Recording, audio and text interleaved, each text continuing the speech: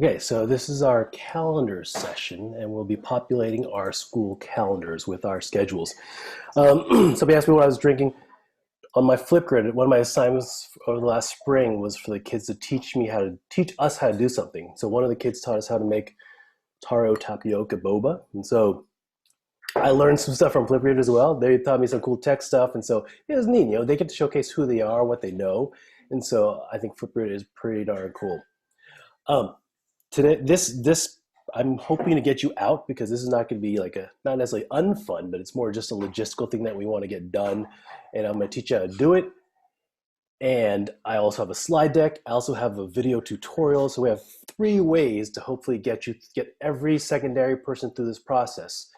And let me tell you how this arose. So typically you give the kid their class schedule, they get to walk around, find the appropriate room numbers, and that's that, right? We can't do that in this setting. And I remember last year at the end of the spring, I gave an evaluation to families about remote learning. And one of the comments was, why can't the teachers just use Google Calendar, right? One teacher sending an announcement on Google Classroom, one sending an email, and all getting Zoom links from all over the place about meeting times and Zoom rooms and all this stuff. And it was just a little chaotic. And so it kind of got me to thinking about this school year and how we're going to disseminate schedules. And so here is the proposal. I'm going to share my screen now. I'm just going to walk you through the process, and then I'll show my slide deck afterwards. And so I'm going to start at the end. Here's our desired end goal, that when a student looks at their Google Calendar, it will have every class in there with the teacher, the class, the period number, as well as the times. And so if I click on a particular day, I can see that I've got 9 a.m., first period English with Miss Take. I've got second period math with Miss Step. I've got third period PE with Mistletoe. And fourth period history with Miss Elanius. And if I want to go to, so this is currently obviously in month view. I could switch it to week view, and the kids would see that nice and neat and tidy. If you didn't know, Google Classroom also automatically populates their calendars with due dates for their assignments. And so you can see these two little black things are due dates. And the little ones right here that are associated with the time are due dates for which you have set a specific due date time. If you just have a due date as Wednesday, September 2nd without a time, it shows up at the top right here. And so theoretically, our idea is this: when a kid, the first point that the kid will go to on their day is not 5 different Google Classrooms, but they will go to the Google Calendar, click on this, and look, join Zoom meeting. And they click on that, they go to the meeting, they're in, right? No need to enter any numbers, no need to type in any passwords. That link will take them straight there. Second period, they just click the next period. Third period, they click the next period. I recommend them keeping their calendar open, so if they get kicked off, it's a real easy re-entry. And so the goal of this session is to walk you through the steps of creating this event for each one of your 5 classes. And so I'm going to just, for the heck of it, go back to the month view. And this, I've made it go all the way to June 11th. I know you're not ready to think about that. It's too far ahead, but you can set where it ends on. So I'm going to start with Monday, August 31st. I click it to add an event. I'm just going to, you could type in the title here, but I'm just going to, you don't need to write this down. This is all going to be on the slide deck. I just want you to see me doing it so that there's some like visual and audio recognition when you're actually going through the steps yourself. So let me check this chat screen to make sure nobody uses that. Okay. Add title. Let's use the same convention. We'll go by period. So I'm going to go 5th period, maybe put a little dash. Math 2 dash Miss Behavin. All right. So that's all you need for the title, right? That's all you need. You're going to click off where it says all day. If you don't click it, it just shows all of August 31st. I'm going to click off on all day. Now it gives me a chance to enter the time. So one thing that you definitely want to have handy is your school's bell schedule. so that you can enter the time. And so let's say you need to change. So they have some defaults on the quarter hour, but we need to be, let's say 10:07 until 10:30, 37. Okay, I've entered the time. Now, this part that says does not repeat, I do want it to repeat. I want it to be a recurring event. So I'm gonna click on this. I don't want any of these. I'm gonna go down to custom. And this is gonna be a Monday, Wednesday class. So I'm gonna click Wednesday as well. It's right now repeating every week. And then this part is where you click when it ends on. So I'm gonna click not never, but on, all the way to June 11th. Done. If you want, you can change the color of your class so that your kids don't have all the same color. Choose your favorite color, okay? Next, you are now going to invite your class. And so I am not 100% sure about whether, so let me back up. At the beginning of each year, what IT does on their end is that they take each of your classes and forms a Google group with it. And so that group, let's say for your third period math class, has a specific email address that's associated with that class. Right now, we're going to go into Google Groups, pull that class, and then add them to the guest list. So I'm going to open Google Groups. And if you're unsure how to open Google Groups, you can just click over, Jen likes to call the waffle here. And you can go to slides, sites, all those things from now. Yours might be in a different place because these icons you can actually move around and reconfigure to do the ones that you like the best near the top. You're gonna click on Google Groups. That will take you here. And this is actually populated with a lot of years worth of groups. And so I'm gonna scroll down and they have to do with the class codes and stuff, but here are the things that you need to know. The suffix for the bolded one is the school year.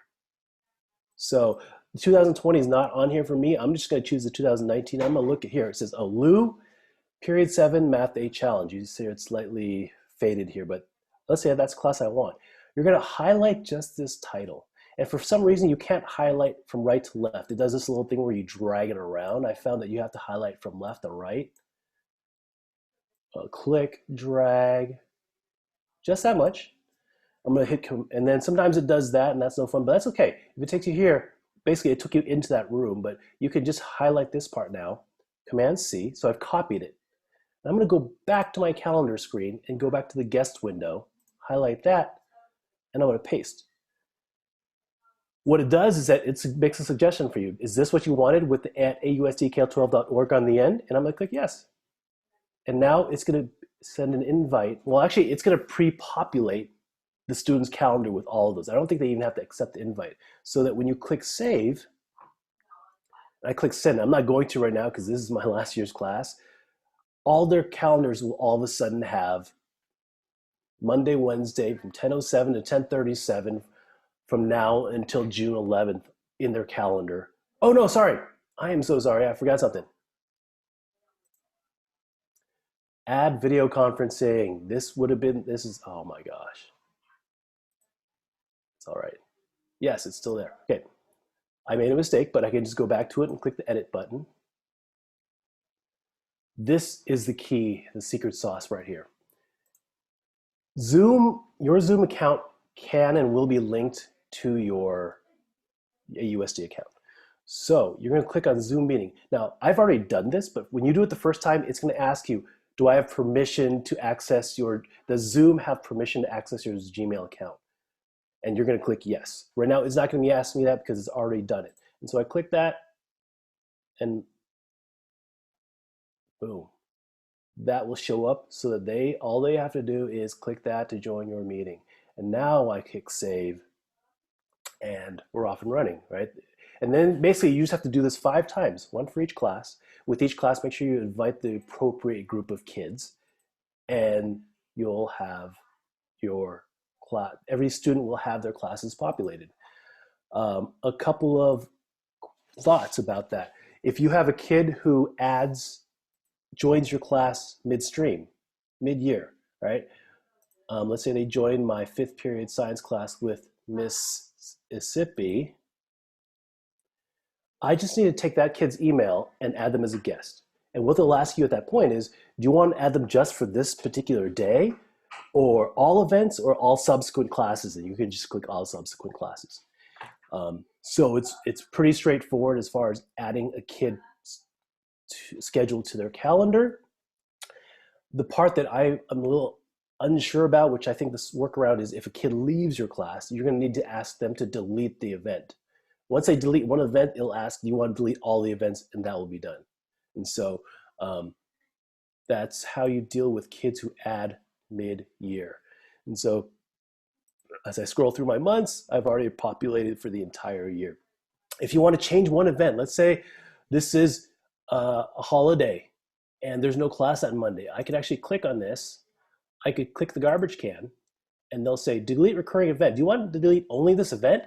This and following events, or all events? And you're going to want to click only this event, or else it'll delete every single one. So you can just do that for your 3 classes on Monday for the 3 Monday holidays that we have. So back to my slideshow. Just to reiterate all the little pieces, we want their calendars to look like this. One-step invites your whole class by adding the groups. You can add the mid-year. Your Zoom links are embedded so they can easily get to your meeting. You can color code your class. Before you begin, have your schedule ready. Now, okay, let me speak to this. Ideally, your school has already populated your students in areas. I know that I think the middle school and the high school have already done so. I talked to Darren, and there are still shifts going on. And so what I would advise at this point is set up all your recurring classes, but don't invite anybody until Monday afternoon. So that if there are changes between now and Monday, when you invite the group, it'll reflect the most recent group. So you could just set up your 5 classes as recurring events from now till June, but don't invite anybody yet. Make sure your Zoom password is what you want to be. I like setting it to something simple, so for some reason they just go to their history and enter your room that way without using the link. They can just remember, oh, my teacher's password is 9. I can type it in really easily. To get to it, again, you can use the waffle, or you can just type calendar.google.com. I would have a calendar window and a group window open, though if you're not entering the groups, you don't have to worry about that. Click on more options. That'll take you to the screen. So when you first add an event, they'll bring up this screen. You're going to click on more options. Put in period, class, and name. Choose a color if you'd like. Uncheck the all day box and enter some times. Click on does not repeat, go to custom. Do the 2 days of class that you need to do them for. I know that Friday is a little different for the high school. You can do your Fridays separately. Just do your Monday, Wednesday, and Tuesday, Thursday separately, and do the Friday also separately. Click on an end date, and make sure you click save at the end of entering these options. Make sure you add your video conferencing. Now, these can always be added later if you forget. Like I forgot, I just went back in and added. Add your Zoom meeting on there, then invite your classes. Remember, the suffix is the school year. You're going to be looking for 20. You're going to choose from left to right, choose the correct class to invite, paste it in, and then once it pasted in, don't click send yet. You want to, or save it. You want to choose the auto-populated address that they suggest for you, and then click save. And when you save it, they're going to say, do you want to send? And you go for the send.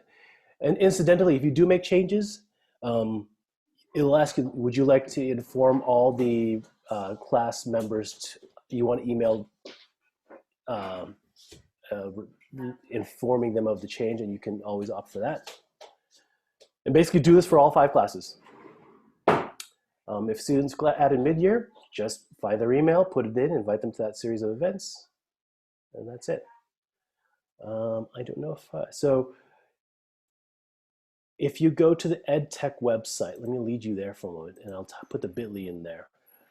This is under Google Suite. Just let me load, and while we're loading, it's bit.ly.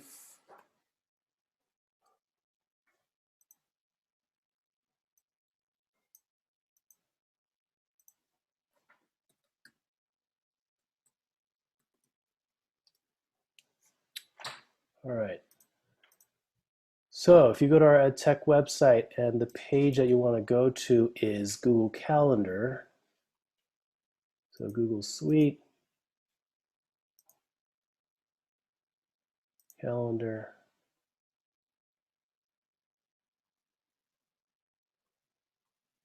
and the slide deck is right here.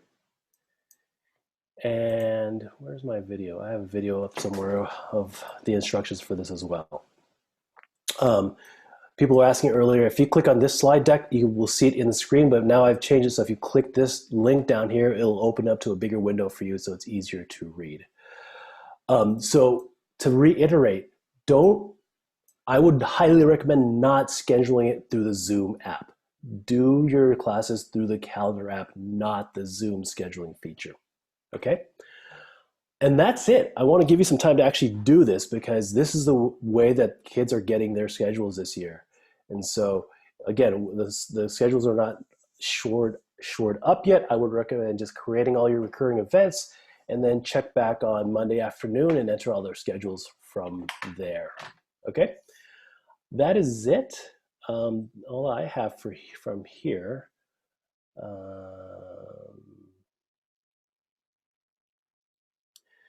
One question, I can't get the Zoom link to use my PMI, it keeps auto-generating. So that somebody said, what you need to do for that is to go to zoom.us and go to the settings and ask it to, when you create meetings, to use your PMI or your personal meeting ID instead of generating a random link every time, okay? As far as Google Groups being outdated, I think the only workaround to that is to have the kid delete their event. Okay, so I'm going to go ahead and set you, well, actually, if you want, I'm going to create some breakout rooms if you want to try doing breakout rooms, unless there are questions. So we do have a step-by-step slide deck on here. So just go to the bit.ly that I posted, excuse me, and the slide deck with all the directions step-by-step is on there, okay? I'm going to leave you guys there to hopefully try this. So I'm going to open some breakout rooms, and if you guys want to go in there, you can leave if you want. Otherwise, if you want to go in there and try this process and have people to ask questions for, you can do it now. One more thing regarding Zoom Professional, somebody said, I talked to Marie, they have officially granted it to us, but Dan Haller needs to get it all configured. And so in the next day or two, you will be on Zoom Pro. Do we have updated Google Groups for AHS? Everything is in there. Darren said they are subject to changes, multiple changes in the next few days. And so adding your groups right now might not be the best idea. Okay, EdTech website one more time.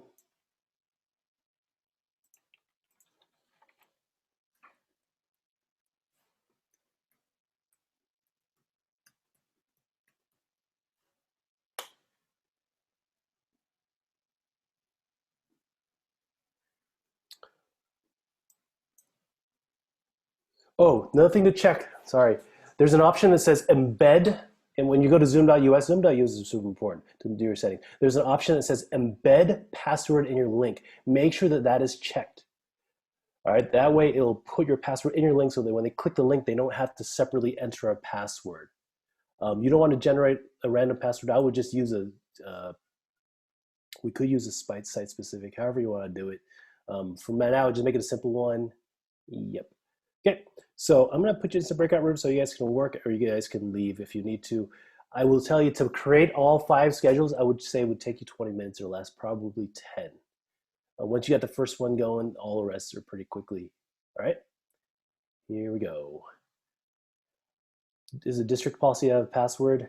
I don't think there is a policy, but I'm just, for my own sanity, put in a simple one. You know, we could, all the 8th graders do 8 or something, I don't know. So here we go.